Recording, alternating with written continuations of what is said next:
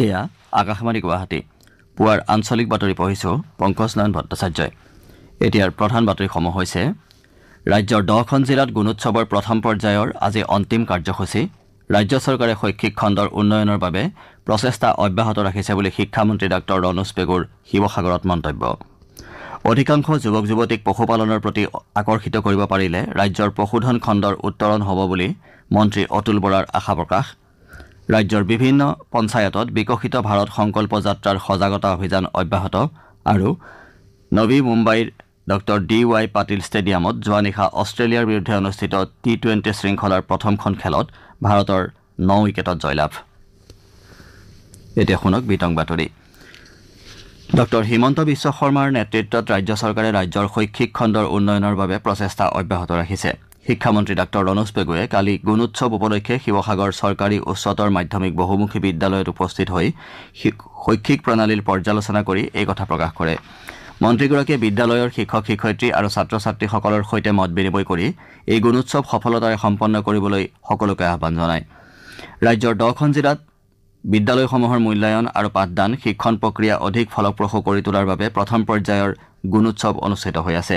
ইয়াৰ অংশ হিচাপে শিক্ষামন্ত্ৰীগৰাকীয়ে শিৱসাগৰৰ বেজবৰুৱা উচ্চতৰ মাধ্যমিক বিদ্যালয়ৰ লগতে 1840 চনত প্ৰতিষ্ঠা কৰা ঐতিহ্যমণ্ডিত শিৱসাগৰ মধ্য অসমীয়া বিদ্যালয় পৰিদৰ্শন কৰি শিক্ষক শিক্ষয়িত্ৰী ছাত্ৰ ছাত্ৰীৰ সৈতে মত বিনিময় কৰে। মন্ত্ৰীগৰাকীয়ে গুণোৎসৱৰ সৈতে জড়িত সকলোকে আন্তৰিকতাৰে নিজৰ দায়িত্ব পালন কৰিবলৈ আহ্বান জনায়। ভ্ৰমণৰ অংশ হিচাপে শিক্ষামন্ত্ৰী ডাঃ পেগুৱে ডিমৌ শিক্ষাখণ্ডৰ অন্তৰ্গত লক্ষ্মীনাথ বেজবৰুৱা শিশু ভৱন প্ৰাথমিক বিদ্যালয় পৰিদৰ্শন কৰে।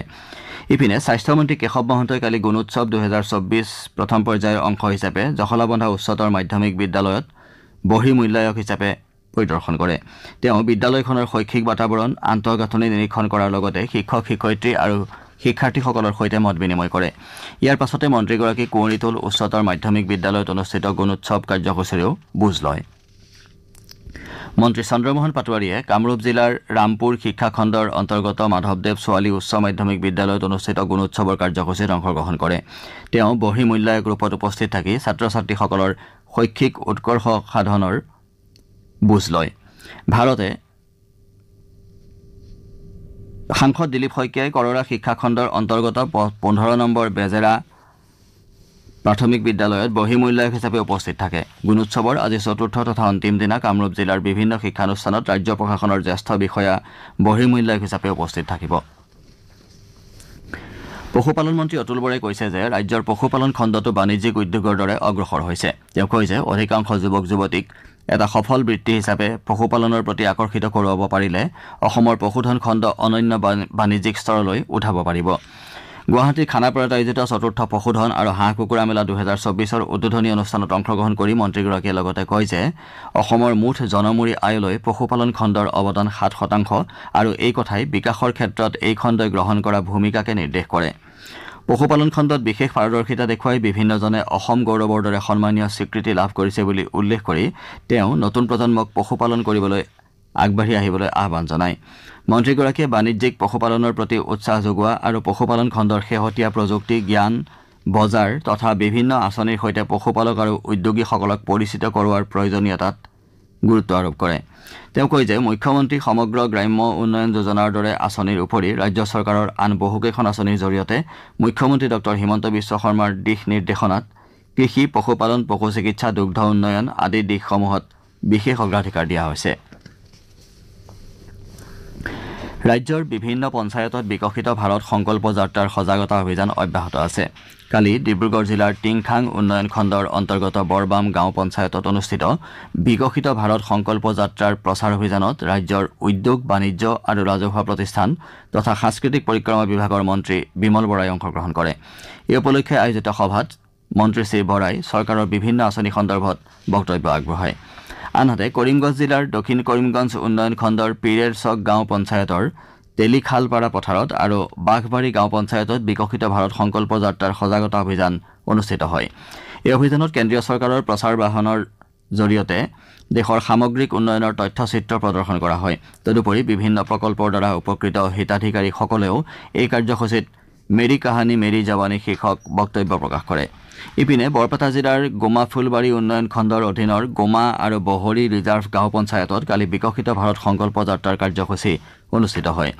দুয়োখন পঞ্চায়তৰ কাৰ্যালয় চৌহদত অনুষ্ঠিত কাৰ্যসূচীত ভ্ৰাম্যমাণ বাহনৰ জৰিয়তে কেন্দ্ৰীয় চৰকাৰৰ ধ্বজাবাহী আঁচনিসমূহ সম্পৰ্কে প্ৰস্তুত কৰা তথ্যচিত্ৰ প্ৰদৰ্শন কৰা হয়।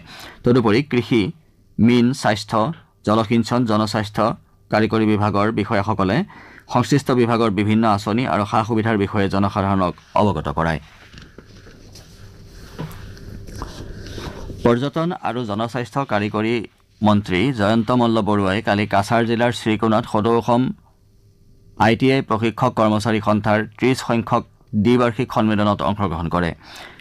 ITI প্ৰশিক্ষক কৰ্মচাৰীসকলৰ সৈতে মত বিনিময় কৰি মন্ত্ৰীগৰাকীয়ে কয় যে ঔদ্যোগিক প্ৰশিক্ষণ কেন্দ্ৰসমূহৰ মাধ্যমেৰে কাৰিকৰী আৰু প্ৰযুক্তিগত শিক্ষা প্ৰদানৰ যোগেদি এখন কৰ্মমুখী সমাজ নিৰ্মাণত প্ৰশিক্ষকসকলৰ অৱদান অতুলনীয়। দক্ষ আৰু আত্মনিৰ্ভৰ সমাজ নিৰ্মাণৰ বাবে প্ৰধানমন্ত্ৰী নৰেন্দ্ৰ মোদীয়ে আৰম্ভ কৰা স্কিল ইণ্ডিয়া আৰু আত্মনিৰ্ভৰ ভাৰতৰ ধাৰণা বাস্তৱায়িত কৰিবলৈ অধিক সমৰ্পিতভাৱেৰে সকলোকে আগবাঢ়ি যাবলৈ মন্ত্ৰীগৰাকীয়ে আহ্বান জনায়। লগতে মুখ্যমন্ত্ৰী ডঃ হিমন্ত বিশ্ব শৰ্মাৰ মাৰ্গদৰ্শন আৰু বিভাগৰ সকলোৰে সহযোগিতাত এই ক্ষেত্ৰত সফল হ'ব পৰা যাব বুলিও তেওঁ আশা প্ৰকাশ কৰে। বিকশিত ভাৰত সংকল্প যাত্ৰাই 2047 চনৰ ভিতৰত ভাৰতবৰ্ষক এখন উন্নত ৰাষ্ট্ৰ হিচাপে গঢ়ি তুলিব আৰু প্ৰধানমন্ত্ৰী নৰেন্দ্ৰ মোদীৰ সপোনক বাস্তৱায়িত কৰি তুলিব। কেন্দ্ৰীয় তথ্য আৰু সম্প্ৰচাৰ মন্ত্ৰী অনুৰাগ সিং ঠাকুৰে কালি এইদৰে কয়। সামাজিক মাধ্যমৰ এটা পোষ্টত শ্ৰী ঠাকুৰে বিকশিত ভাৰত সংকল্প যাত্ৰা উন্নত ভাৰতৰ দিশে এটা গুৰুত্বপূৰ্ণ খোজ বুলি অভিহিত কৰি কয় যে এই যাত্ৰাত 50 দিনত প্ৰায় 10 কোটি লোকে অংশগ্ৰহণ কৰিছে।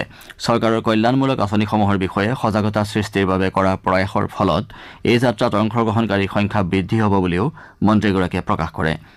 ঝাৰখণ্ডৰ খুন্তিত প্ৰধানমন্ত্ৰী নৰেন্দ্ৰ মোদীয়ে যোৱা বছৰৰ 15 নৱেম্বৰত বিকশিত ভাৰত সংকল্প যাত্ৰাৰ আৰম্ভণি কৰিছিল।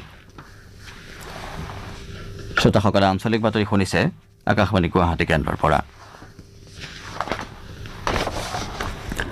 অসম লোকসেৱা আয়োগৰ পৰীক্ষাত অনিয়মেৰে উত্তীৰ্ণ হোৱাৰ গোচৰত কালি বিশেষ তদন্তকাৰী গোটে 3জনকৈ ৰাজপত্ৰিত বিষয়াক জেৰা কৰে।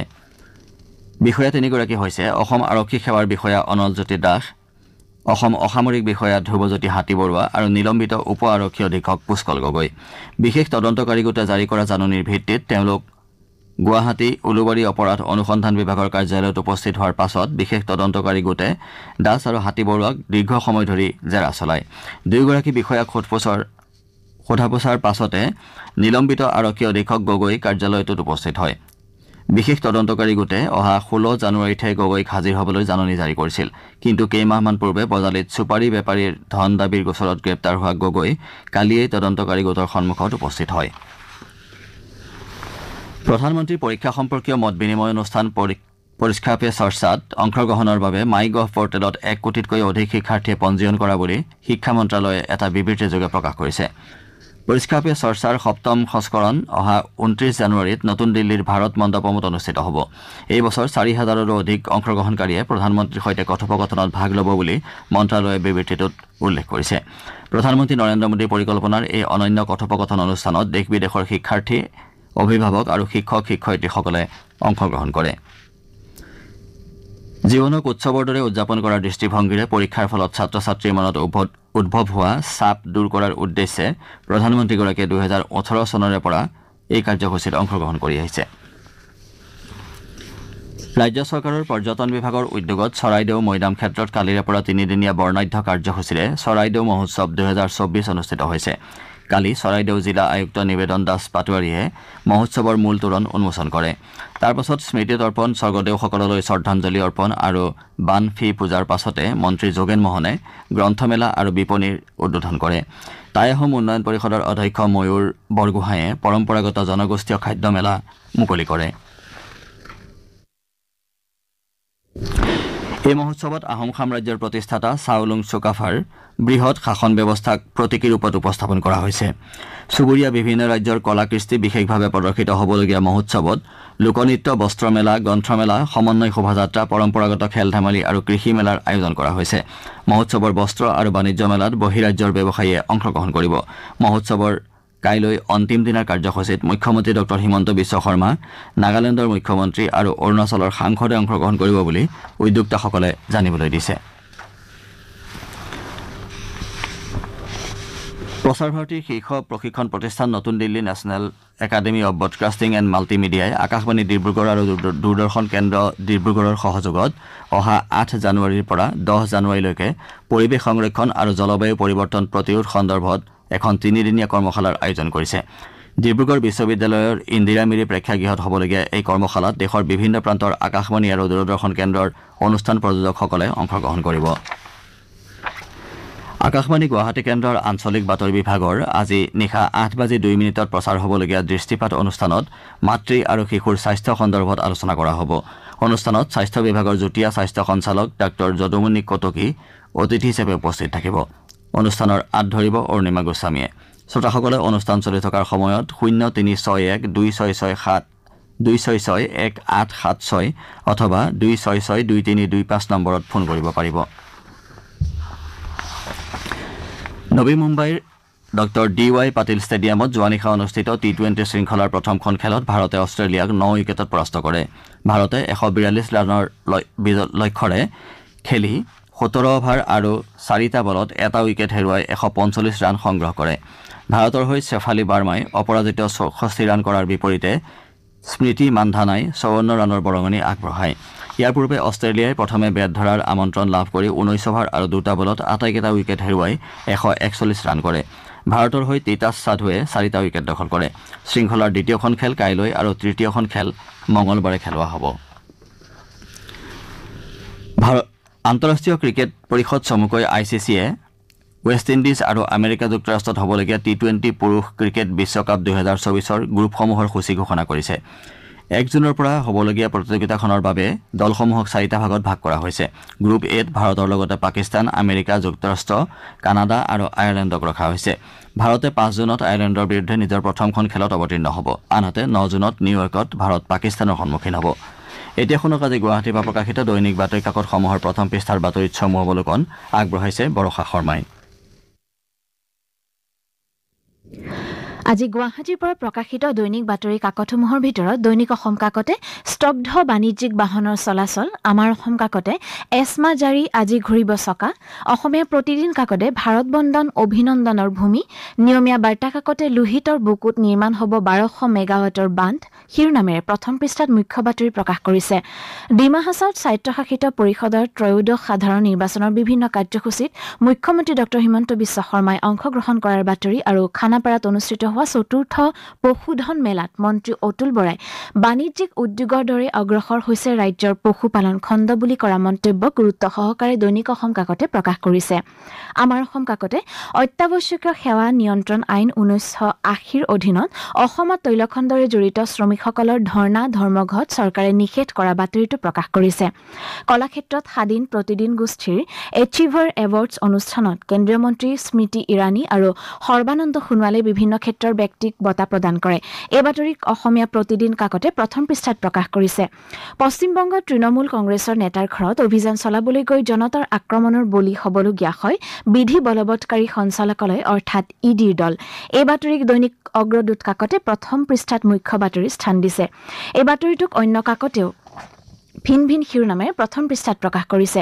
ভাৰতীয় চাহ বোৰ্ডৰ 100টা ৰপ্তানি প্ৰতিষ্ঠানৰ ভিতৰত অসমত মাত্ৰ এটাহে প্ৰতিষ্ঠান আছে। আনহাতে পশ্চিমবংগৰ 57টা প্ৰতিষ্ঠানে অসমৰ চাহৰ ব্যৱসায় কৰে। এই বাতৰিক চাহক লৈ গৰ্বিত অসমীয়া দুৰৱস্থা শিৰোনামেৰে মুখ্য বাতৰি প্ৰকাশ কৰিছে দৈনিক জনভূমি কাকতে। চলিত বৰ্ষতে ৰাজ্যত অনুষ্ঠিত বৃহৎ বিনিয়োগ সন্মিলন, এই বাতৰিটোক অসমীয়া খবৰ কাকতে প্ৰকাশ কৰিছে। এয়াই আছিল আজি প্ৰকাশিত বিভিন্ন বাতৰিসমূহৰ এক চমু অৱলোকন। ধন্যবাদ বৰষা। বাতৰি শেষ কৰাৰ পূৰ্বে প্ৰধান বাতৰিকেইটা আকৌ এবাৰ পঢ়ি দিছো। ৰাজ্যৰ 10খন জিলাত গুণোৎসৱৰ প্ৰথম পৰ্যায়ৰ আজি অন্তিম কাৰ্যসূচী।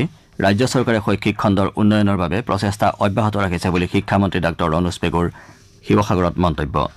অধিকাংশ যুৱক যুৱতীক পশুপালনৰ প্ৰতি আকৰ্ষিত কৰিব পাৰিলে ৰাজ্যৰ পশুধন খণ্ডৰ উত্তৰণ হ'ব বুলি মন্ত্ৰী অতুল বৰাৰ আশা প্ৰকাশ। আৰু নবী মুম্বাইৰ ডক্টৰ DY পাটিল ষ্টেডিয়ামত যোৱা নিশা অষ্ট্ৰেলিয়াৰ বিৰুদ্ধে অনুষ্ঠিত T20 শৃংখলাৰ প্ৰথমখন খেলত ভাৰতৰ 9 উইকেটত জয়লাভ। আমাৰ পুৱাৰ আঞ্চলিক বাতৰি ইমানতে শেষ হ'ল।